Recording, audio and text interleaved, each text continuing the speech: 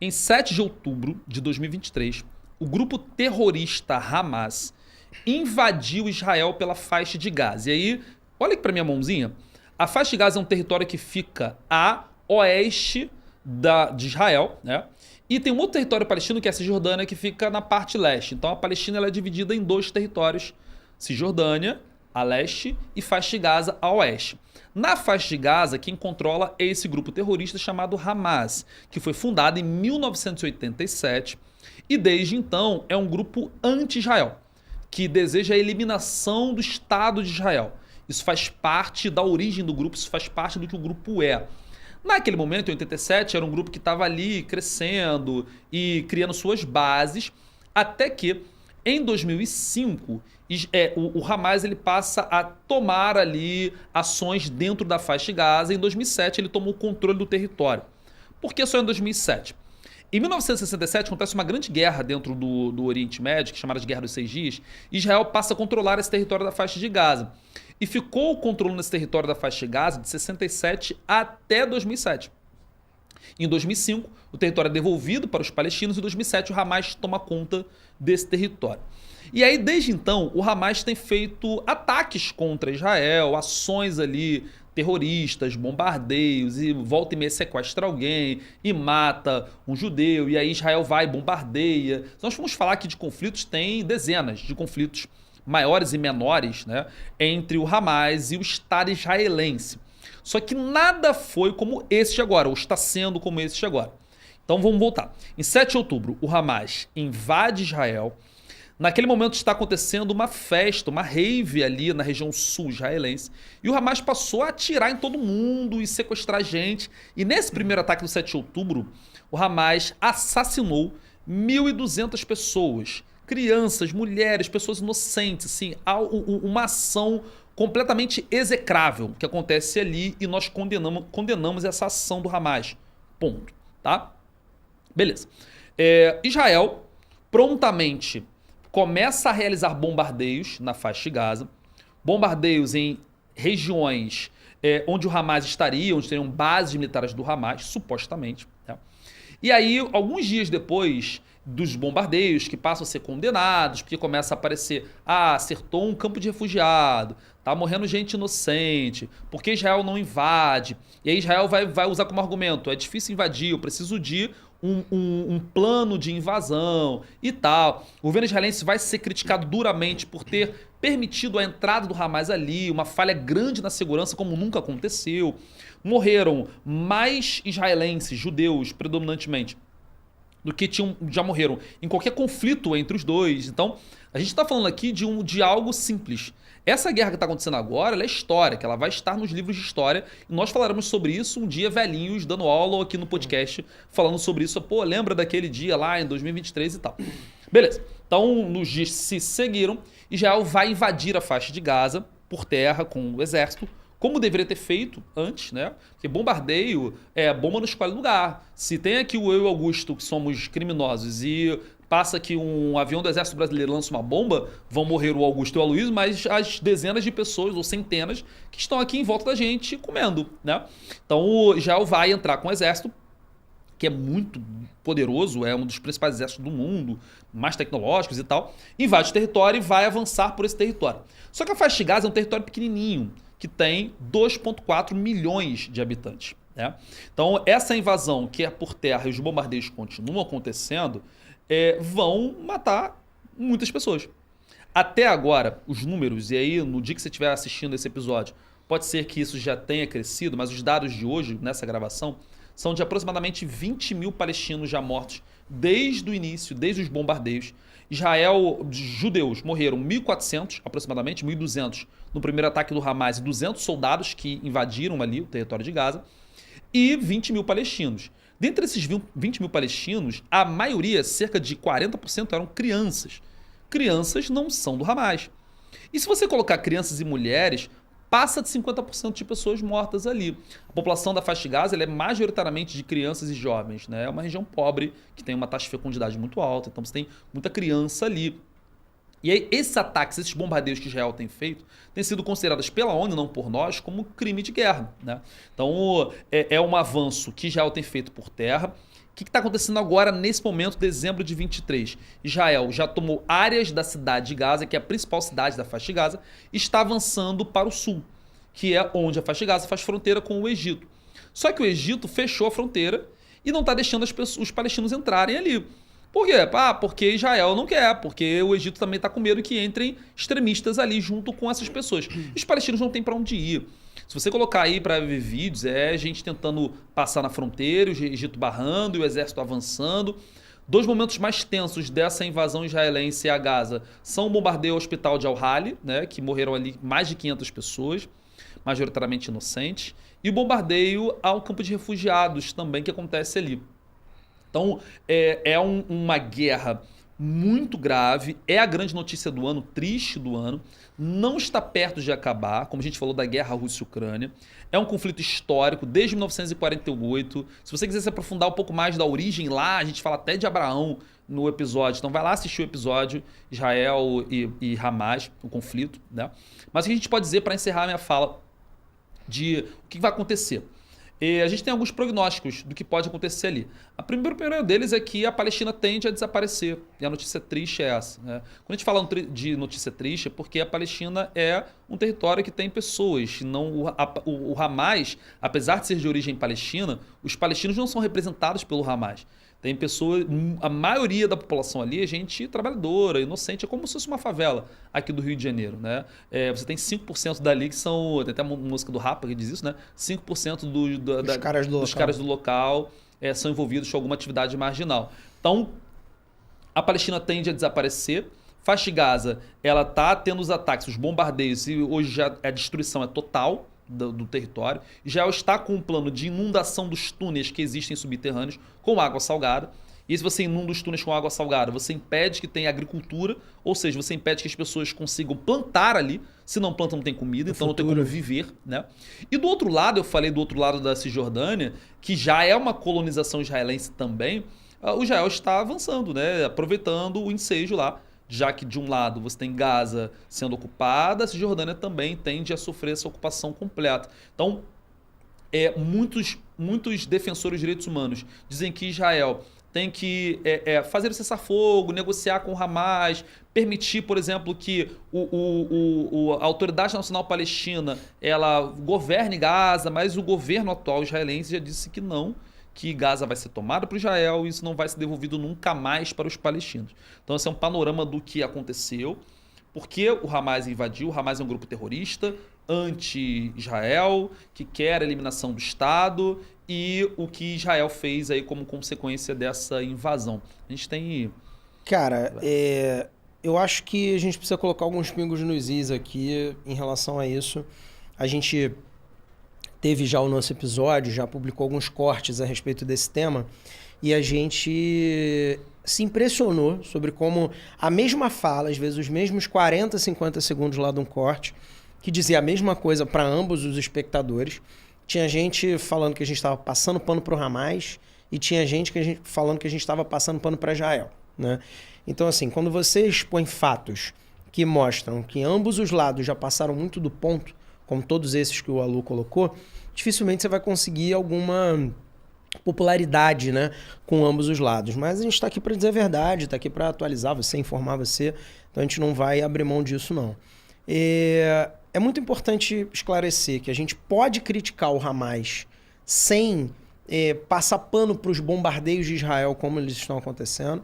Ao mesmo tempo, a gente pode criticar os bombardeios de Israel sem endossar nenhuma das atividades criminosas que o Hamas já praticou. É perfeitamente possível, inclusive, você criticar duramente o Estado de Israel sem nenhuma dose de antissemitismo, que seria uma contrariedade ao povo judeu, à religião judaica, à etnia judaica, e que, assim, quando você está falando de geopolítica, esse assunto ele é um assunto que não é o principal, né? Ou não deveria.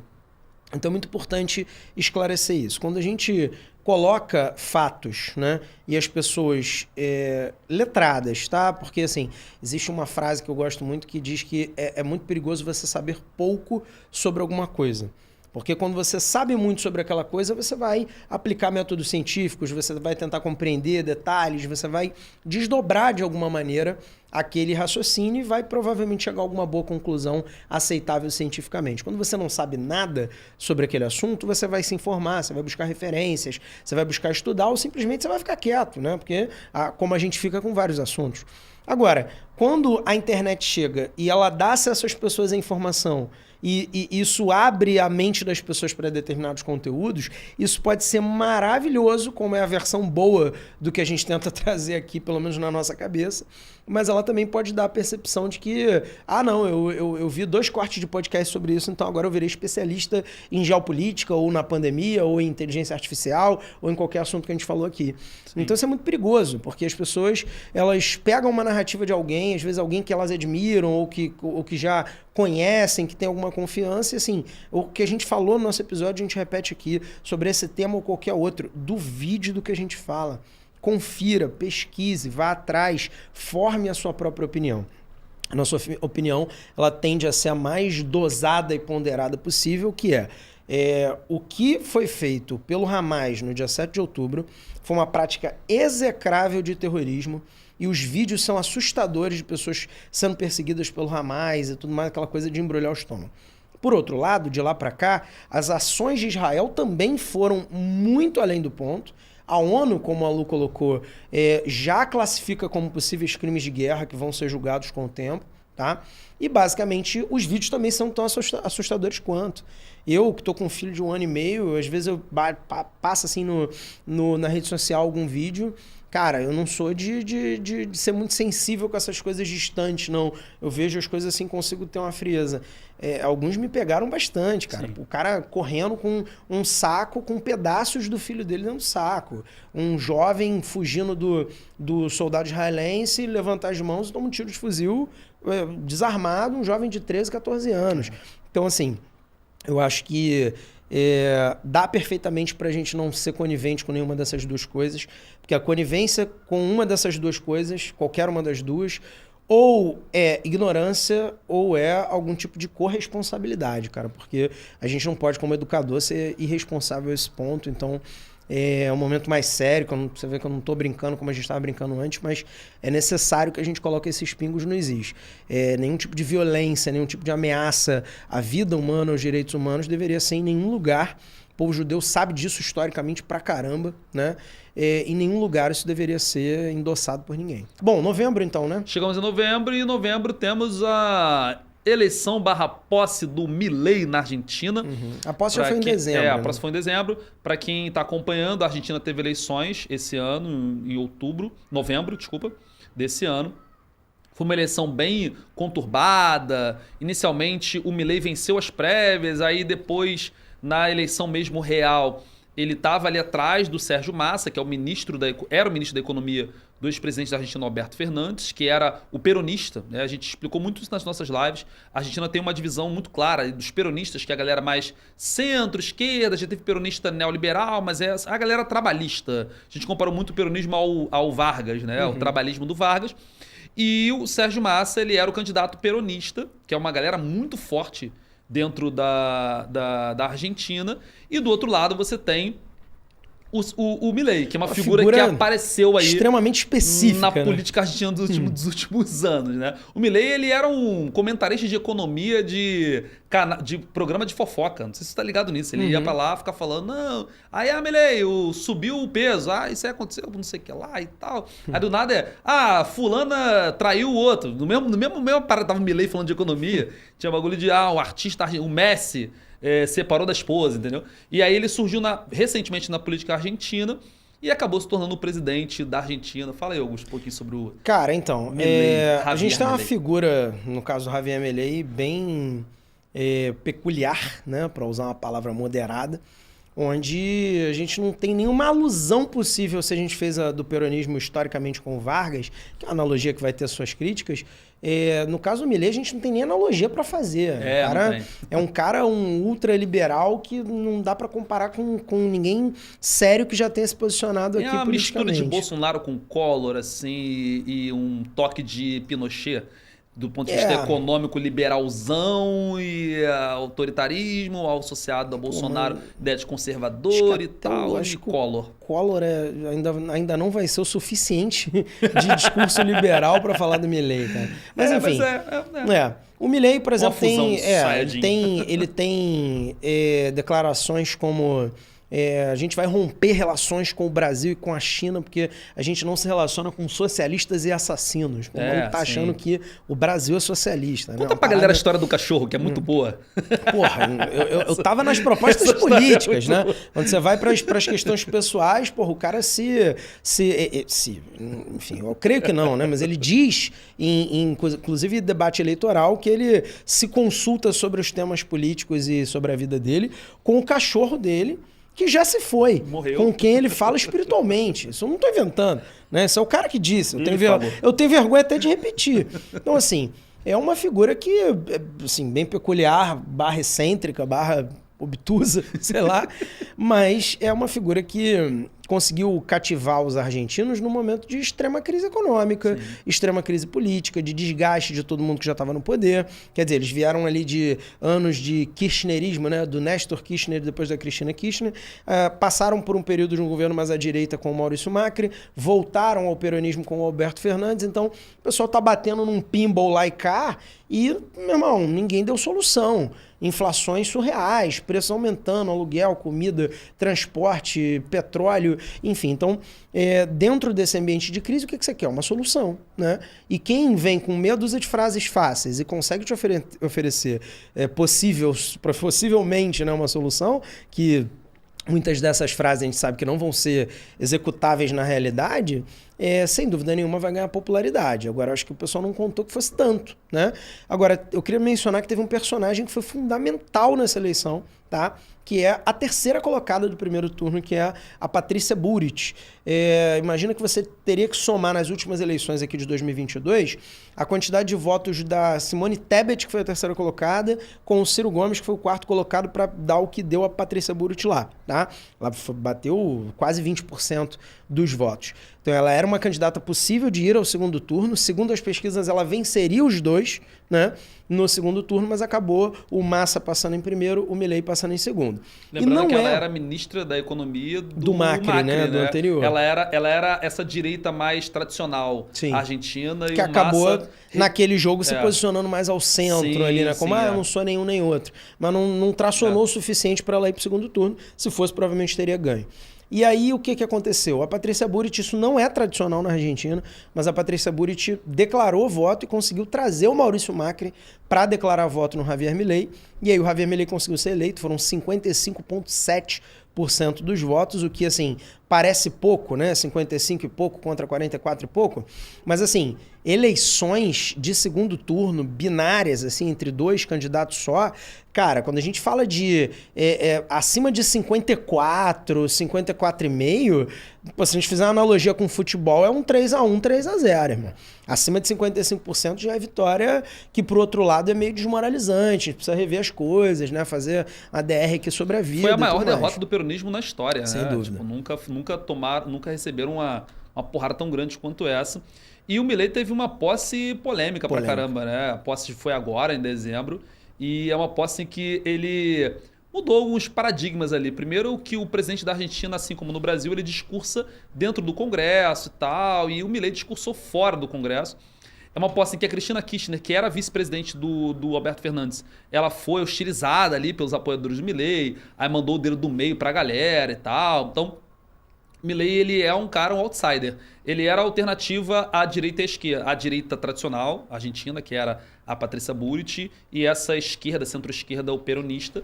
E ele foi o cara que entrou no meio, né? Ele foi, de fato, um outsider. Ele é o total outsider. Nesses outsiders que surgiram nos últimos tempos, o Trump, o Bolsonaro também, apesar de ser um político de carreira, o Bolsonaro foi deputado federal durante muito tempo, mas ele foi ali um outsider, né? Ele entrou com um cara no meio da parada. Azarão. É o azarão, porque você tinha uma disputa histórica PT-PSDB desde que o FHC entrou lá depois do Itamar Franco, né? Era polarizado. Foi sempre os dois ali, PT-PSDB, até surgir o Jair Bolsonaro.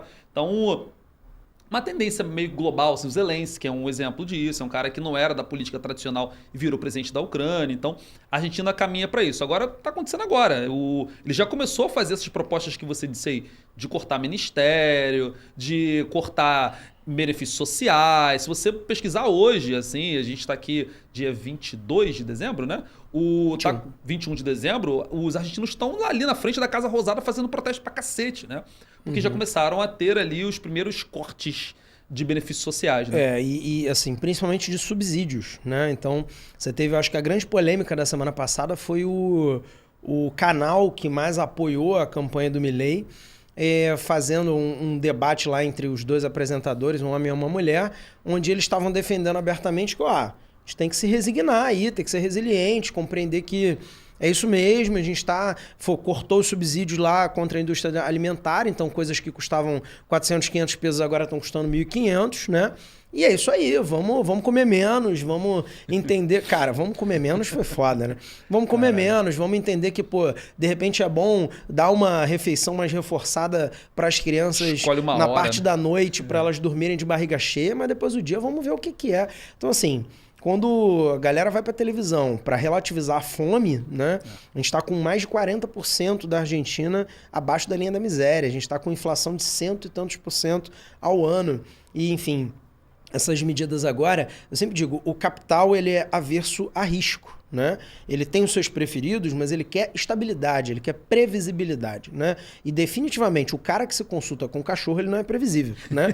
Isso é ele que está dizendo. Não é um cara previsível. Então, assim, é uma figura que vai provavelmente trazer grandes conturbações. A minha aposta é que grande parte do que ele diz que vai fazer, ele vai acabar não fazendo, não conseguindo executar. E, enfim, provavelmente na próxima eleição a gente vai ter ele polarizando com um peronista e aí vamos ver no que vai dar. Uma outra coisa que é a última que a gente vai falar, o último fato, que é o mais recente agora, que eu também vou falar muito rapidamente, porque o nosso último episódio agora, antes da retrospectiva, foi a indicação ao segundo ministro do STF, ao qual teve direito o atual presidente, o presidente Lula. Ele indicou primeiro, a lembrar, o Cristiano Zanin, né, o advogado pessoal dele, que já foi uma polêmica danada, e agora indicou o Flávio Dino, seu ministro da Justiça, o que é um movimento bem comum, o ministro da Justiça ser indicado ao STF, inclusive a segunda indicação do Bolsonaro foi do então ministro da Justiça, que era o André Mendonça, até aí nenhuma novidade. Agora, o Flávio Dino, apesar de uma figura muito diplomática, que fala muito bem, que tem uma habilidade política, um certo carisma e tal, ele conseguiu desagradar, não ele, mas o nome dele conseguiu desagradar a esquerda e a direita ao mesmo tempo, né? Porque a galera da direita, ele tem a pecha, o Flávio Dino atualmente é do PSB, que é o Partido Socialista Brasileiro, e o antigo partido dele era o PCdoB, que é o Partido Comunista do Brasil. Então, assim, porra, tu não tem mais... Aí o Lula, ao invés de deixar isso quieto, né, foi pra mídia falar, não, porque agora a gente vai ter um ministro terrivelmente comunista, como o Bolsonaro tinha falado do ministro terrivelmente evangélico. Então, assim, isso tá dando uma confusão danada, a direita criticando muito, o Lula deu ali, o negócio pronto, né, pra sofrer uma crítica, levantou a bola. E, do outro lado, houve um movimento muito grande nos grupos, principalmente identitários, à esquerda e tal, por uma ministra mulher, já que a Rosa Weber, que está se aposentando, e vamos ficar só com uma ministra das 11, né? Ele já tinha indicado um homem branco, ele já tinha indicado, né? Um homem, exatamente. E aí houve esse movimento por ser uma mulher e preferencialmente uma mulher negra, já que a corte hoje não é composta por nenhum negro e vai ficar composta por apenas uma mulher. E aí um governo de esquerda, toda aquela inclusão que você falou lá na primeira notícia, imaginava-se que podia levar isso em consideração, mas não levou, né?